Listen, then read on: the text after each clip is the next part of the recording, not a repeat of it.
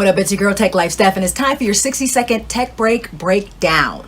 This week we were talking about password managers and why it was important that you use one. Well, the first things first, over the past 7 years, the two most popular passwords are the word password and 123456. That's absolutely crazy to think that in 2019, with all of the different security breaches that we have almost daily now, that folks would still be using these passwords. But even if you're not using password as your password, you're probably using something that is very recognizable, that is easily identifiable, like your dog's name or your address or your middle name plus your birth date or some other combination that could be figured out pretty easily by someone wanting to get into your personal information.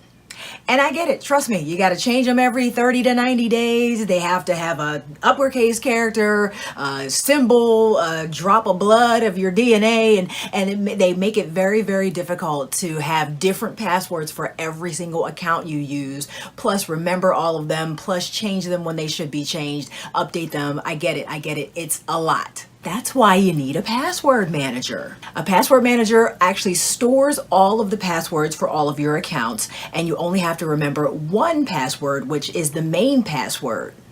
You also get to connect, if you use the password manager app on your phone, you can use your fingerprint sensor or your Face ID sensor. So now you don't have to remember any passwords.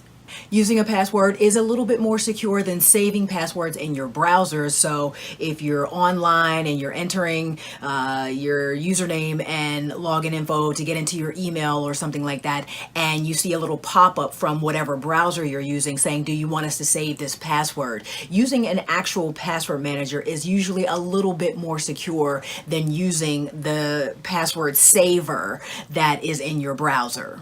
Well, because for one thing, you're just saving the password and it's just in that browser on that device. So you can't transfer those passwords to any other device. You can't use them in any other browser. And usually the browser's security is not as strict as it would be for an actual password manager. So basically, don't store your passwords in your browser, store them in a password manager. So you want to be looking for password managers that do a few key things. First up, make sure that you can sync your password manager across multiple devices. It totally defeats the purpose if you have all of your passwords stored in a manager on your laptop, but once you pick up your phone, you can't get into any of those accounts because you can't remember any of those passwords. So make sure your password manager allows you to sync across devices. Also, make sure that you can update your passwords easily as well. If that 30 to 90 days comes up and it's time to pick a new password, you want to make sure that those updates translate across all of your devices as well. And then lastly, get a password manager that actually generates passwords for you.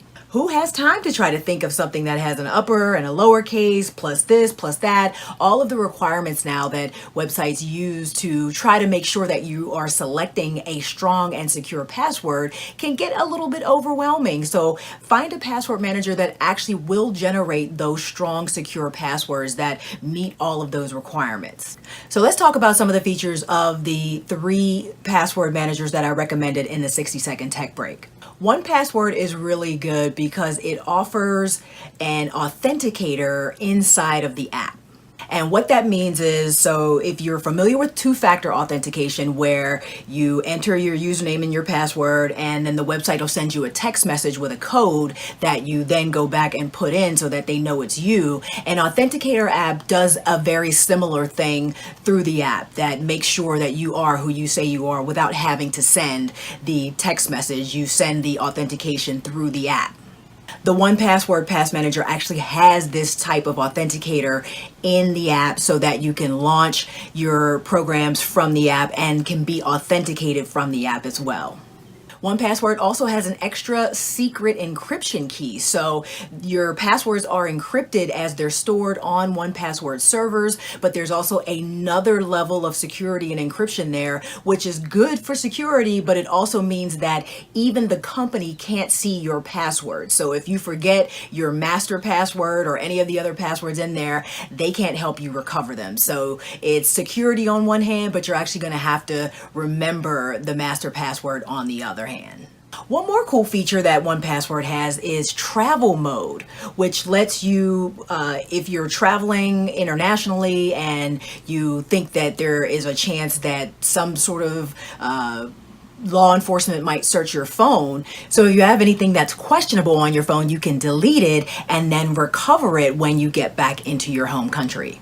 Dashlane is the second password manager I talked about in the 60-second tech break, and one of the cool features for Dashlane is that it gives you site breach alerts.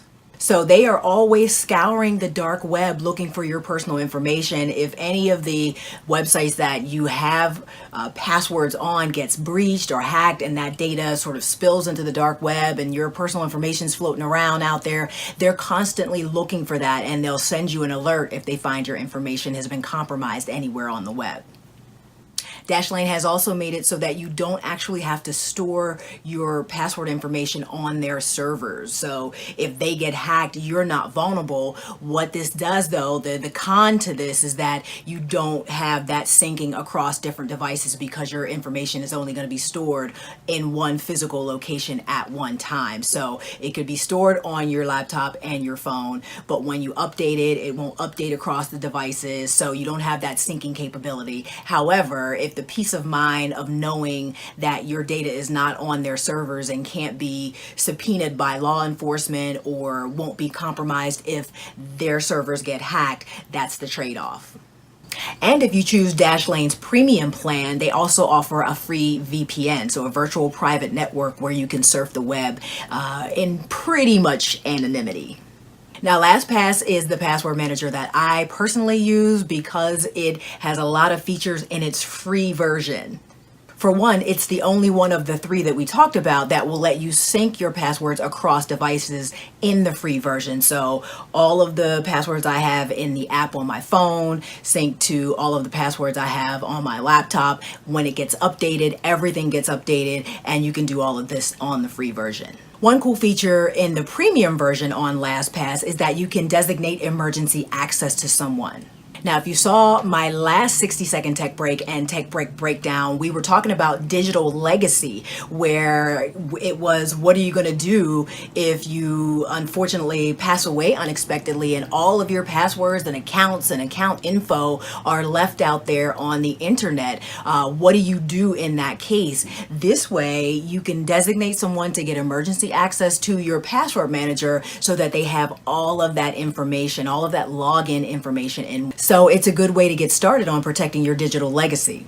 There is one thing that these passwords managers offer that I would not recommend, and that is using autofill. What they do is they allow, if you're on a shopping website and you have your name and address and credit card information, all that stuff, they save that sort of information as well and allow you to autofill it.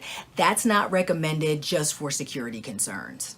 All of the premium versions of these password managers run between $3 and $5 a month, maybe $6 a month. So for a little bit of money a year, to get the peace of mind of knowing you have secure passwords, that they are saved across all of your devices, so you don't have to worry about even picking good passwords because they generate them for you, I think a password manager is definitely worth it. So I hope you liked this video. I hope it helped. If you have any questions, please feel free to leave them for me in the comments. Please feel free to subscribe to my channel as well. I appreciate you watching. You can follow me all around the web at Tech Life Steph, and I'll see you next week. Peace.